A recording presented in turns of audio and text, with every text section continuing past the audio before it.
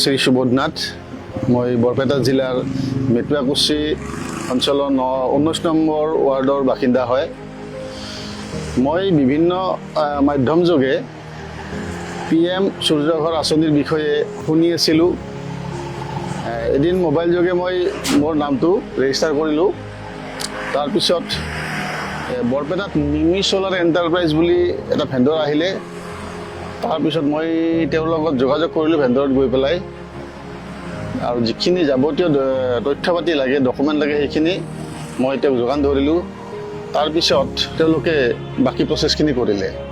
কৰাৰ পিছত যোৱা বছৰৰ 2024 চনৰ আগষ্ট মাহৰ 9 তাৰিখে মোৰ ঘৰত এই সোলাৰ প্ৰকল্পৰ গোটেই যন্ত্ৰ পাতিখিনি সংস্থাপন কৰে।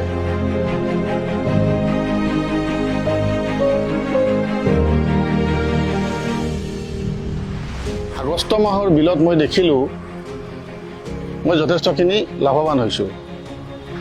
আগতে মোৰ 2500 টকাৰ পৰা 3000 টকা পৰ্যন্ত মোৰ মাহে বিদ্যুৎ বিল আহে।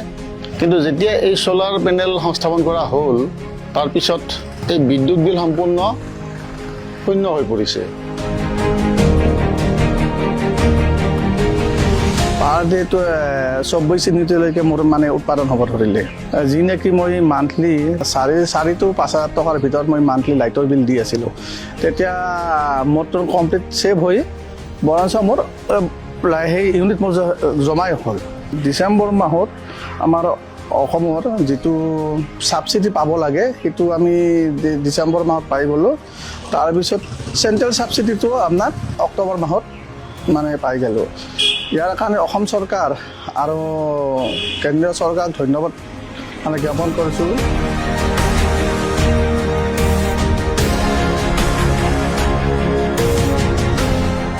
ৰাজ্য চৰকাৰ আৰু কেন্দ্ৰ চৰকাৰৰ সহযোগত ৰাজসাহায্যযুক্ত এই সোলাৰ পেনেল আমি সংস্থাপন কৰি মই লাভৱান হৈছোঁ।